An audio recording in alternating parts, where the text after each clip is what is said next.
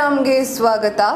ನಾನು ನಿಧಿ ರಾಠೋಡ್. ಸಂವಿಧಾನ ಅಂಗೀಕಾರವಾಗಿ 75 ವರ್ಷ ಪೂರ್ಣಗೊಂಡ ಹಿನ್ನೆಲೆಯಲ್ಲಿ ವಿಜಯಪುರ ಜಿಲ್ಲೆಯ ನಿಡಗುಂದಿ ಪಟ್ಟಣದಲ್ಲಿಂದು ಸಂವಿಧಾನ ಜಾಗೃತಿ ಜಾಥಾವನ್ನ ಹಮ್ಮಿಕೊಳ್ಳಲಾಗಿತ್ತು.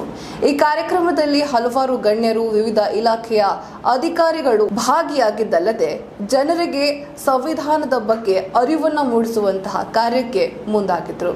ಶಾಲಾ ಮಕ್ಕಳು ಇದರಲ್ಲಿ ಭಾಗಿಯಾಗಿ ವಿವಿಧ ವೇಷಭೂಷಣಗಳನ್ನು ಹಾಕಿಕೊಂಡು ಮೆರವಣಿಗೆ ನಡೆಸ್ತಾ ಇದ್ರೆ ಎಲ್ಲರೂ ಅವರತ್ತ ಆಕರ್ಷಿತರಾಗ್ತಾ ಇದ್ರು. ಬನ್ನಿ ಹಾಗಾದ್ರೆ ಯಾವ ರೀತಿ ನಡೀತಾ ಇತ್ತು ಆ ಜಾಥಾ ಕಾರ್ಯಕ್ರಮ, ಮಕ್ಕಳು ಯಾವ ರೀತಿ ಮಿಂಚ್ತಾ ಇದ್ರು ನೋಡೋಣ. ಸಂವಿಧಾನ ಅಂಗೀಕಾರವಾಗಿ 75 ವರ್ಷ ಪೂರ್ಣಗೊಂಡಿರುವ ಅಂಗವಾಗಿ ಸಂವಿಧಾನದ ಮಹತ್ವ ಮತ್ತು ಆಶಯಗಳ ಬಗ್ಗೆ ಅರಿವು ಮೂಡಿಸುವ ಉದ್ದೇಶದಿಂದ ಜಿಲ್ಲೆಯಲ್ಲಿ ಹಮ್ಮಿಕೊಂಡಿರುವ ಸಂವಿಧಾನ ಜಾಗೃತಿ ಜಾಥಾ ಕಾರ್ಯಕ್ರಮವನ್ನ ನೆರವೇರಿಸಲಾಯಿತು. ಈ ಕಾರ್ಯಕ್ರಮಕ್ಕೆ ನಿಡಗುಂದಿ ತಾಲೂಕು ದಂಡಾಧಿಕಾರಿಯಾದ SS ನಾಯಕಲ್ಮಠ್ ಜ್ಯೋತಿ ಬೆಳಗಿಸುವ ಮೂಲಕ ಚಾಲನೆ ನೀಡಿದರು. ಶುಕ್ರವಾರ ನಿಡಗುಂದಿ ಪಟ್ಟಣದಲ್ಲಿ ಬೆಳಗ್ಗೆ 8 ಗಂಟೆಗೆ ಅದ್ದೂರಿಯಾಗಿ ಸ್ವಾಗತ ಕಾರ್ಯಕ್ರಮ ನೆರವೇರಿತು. ನಂತರ ಪಟ್ಟಣದ ಮುಖ್ಯ ರಸ್ತೆಯಲ್ಲಿ ಸಂವಿಧಾನ ಜಾಗೃತಿ ಜಾಥಾ ಕಾರ್ಯಕ್ರಮವನ್ನ ಅದ್ದೂರಿಯಾಗಿ ಮೆರವಣಿಗೆ ನಡೆಸಲಾಯಿತು. ಶಾಲಾ ಮಕ್ಕಳು ವಿವಿಧ ವೇಷಭೂಷಣವನ್ನ ಧರಿಸಿ ಬಜಾರ್ ರೋಡ್ ಮುಖಾಂತರ ಹಾಯ್ದು ಹೋಗುವಾಗ ನೋಡುವರ ಗಮನವನ್ನ ಸೆಳೆದರು.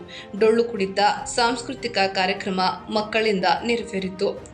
ಡಾಕ್ಟರ್ JP ನಂದನ್, ಕುಲಸಚಿವರು, ಕರ್ನಾಟಕ ವಿಶ್ವವಿದ್ಯಾಲಯ ಧಾರವಾಡ ಇವರಿಂದ ಸಂವಿಧಾನದ ಬಗ್ಗೆ ಉಪನ್ಯಾಸ ನೀಡಲಾಯಿತು. ತಾಲೂಕು ಪಂಚಾಯಿತಿ GS ಹಿರೇಮಠ್, CPI ಶರಣಗೌಡ ಪಾಟೀಲ್, ಪಟ್ಟಣ ಪಂಚಾಯಿತಿ ಮುಖ್ಯ ಅಧಿಕಾರಿ ಸುರೇಶ್ ಪಾಟೀಲ್, NT ಗೌಡರ್, ಶಿಕ್ಷಕರು ಮತ್ತು ಎಲ್ಲ ಸಂಘದ ಮುಖಂಡರು ಕಾರ್ಯಕ್ರಮದಲ್ಲಿ ಭಾಗಿಯಾಗಿದ್ದರು.